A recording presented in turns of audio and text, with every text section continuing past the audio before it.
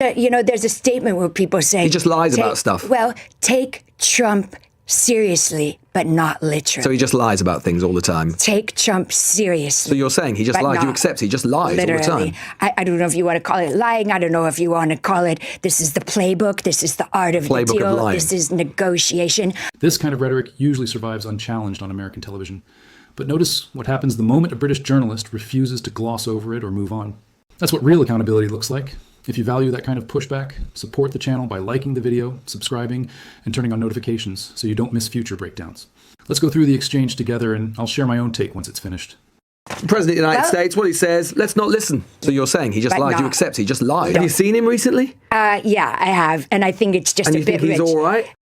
Well, another week and another 7 days where the President of the United States feels like not only the most important person in the world, as is perhaps typical, but it feels as if, as always, our politics is entirely plugged into his head. Certainly what he says. Jennifer Ewing is a spokesperson for Republicans Overseas UK. Jennifer, thanks so much for joining us this morning. Thanks for having me. Not at all. You'll know that 457 British soldiers died in Afghanistan because your country asked for our help.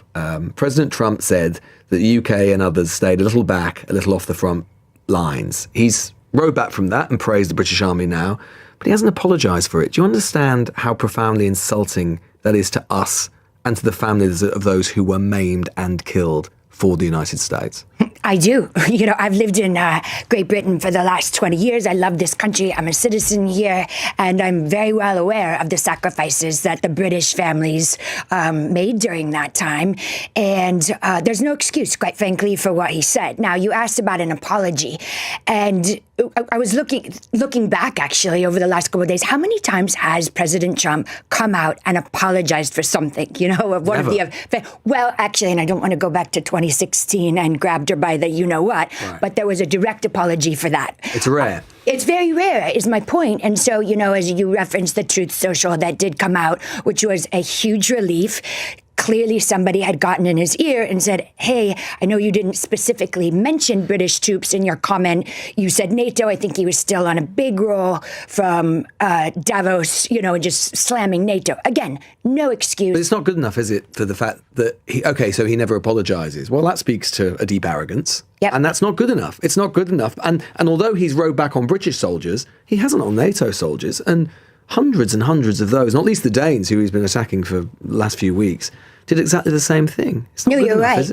And I think the Danish people per capita lost highest more than American, as many or more than Americans. Look, I'm not going to sit here and defend that statement. It was offensive, it was hurtful, and it was untrue, as we've just discussed. I think what you are going to see, probably in relation to maybe the work we're probably going to start doing on Chagos together, is more comments about how much the UK and the US and the special relationship. Why would he say something like that? Well. I'm not in the man's mind.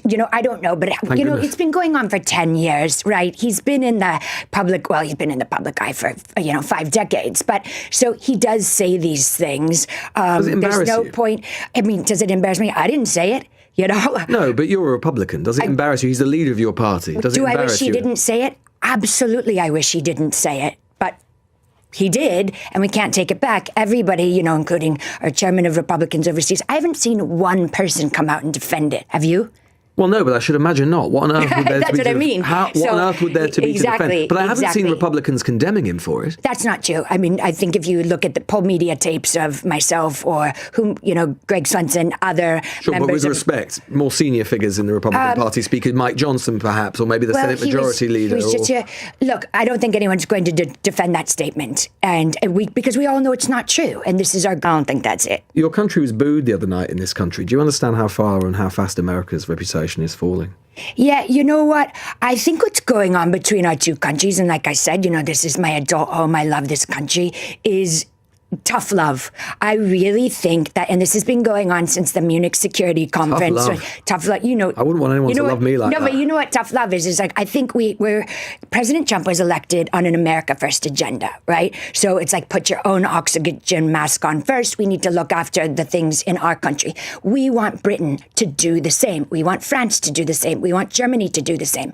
All of these countries to look inward, care about the people that actually live there, and, you know, be the best you can be. Because if Europe, and indeed the UK, you think America is the best it can be right now? Weaker, if it continues to get weaker, then how are we, you know, that's not a strong partner. And a lot of that came up was, and I know you discussed it with your with the Green Party member, but Donald Trump wants you guys and NATO to start upping the defense, because we may have to turn our attentions further east to defend ourselves from you.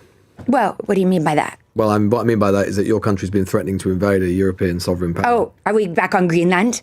Yeah. Oh, okay. Well, would you not agree that with the ice caps melting in the Arctic, that is one of the most important regions going forward for Arctic shipping lanes? You'd agree with that, right? Yep. Okay. And the good news is that as a result of a treaty from the 1950s, where you got the American Virgin Islands and the Danes got a complete recognition of Greenland, you can put as many troops and as many bases on there as you want, but your presidents, including Donald Trump in his first term, have chosen not to do so. So it's obviously your presidents who don't think it's that important. Well, you know what? I mean, I know that's been sort of the narrative all week. Like, oh, why would they go through with this? Because, you know, the U.S., that is, could already do whatever it wanted in Greenland. That's not true. You know, we needed Danish approval and Greenland approval. And quite frankly, America and the president, and I think a lot of even Brits, the EU and Europeans, there's too much bureaucracy to get anything done. Well, so because of European red tape, you have to invade Greenland? I mean, do you really think, Lewis, that there was going to be an invasion of Greenland? Well, the Europeans clearly thought it was a possibility because they've been sending troops there as a deterrent. Well, and your president said, until this week, he said and raised the prospect of the use of force. He could have ruled that out earlier. He elected not to do so. He was going to threaten tariffs. He was threatening tariffs on us for opposing him. With friends like that, who needs enemies? Well, I think the funny thing is, again, anyone that's been paying attention to the Trump playbook, that was step 6. You know, that's exactly what he does. He throws a grenade into a room. He says something completely outrageous. No, but you know what I mean. And then people start taking it seriously. That happened with Russia, Ukraine. It happened with, you know, the contributions to NATO. There was never a chance the U.S. was going to invade Greenland. Anyone with half a brain. He's got nowhere with Russia and Ukraine. Anybody. He's got nowhere with Russia and Ukraine. Yes, it is. He's got nowhere with Russia and Ukraine. And with regards to Greenland, whether he seriously intended to take it by force or not, all he has done, all he's achieved is alienate what should be America's closest allies. And he's done so in a way which has been profoundly insulting to NATO military families.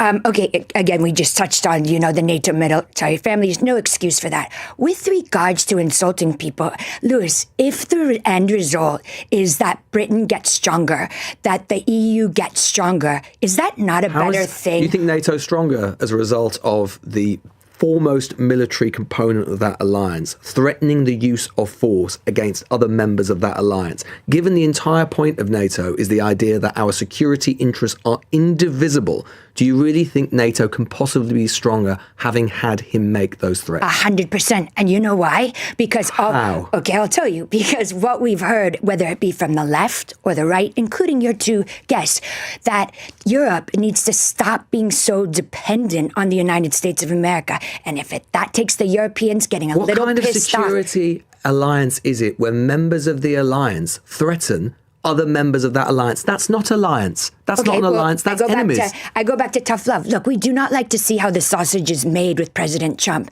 and his brashness and, you know, the whole week at Davos.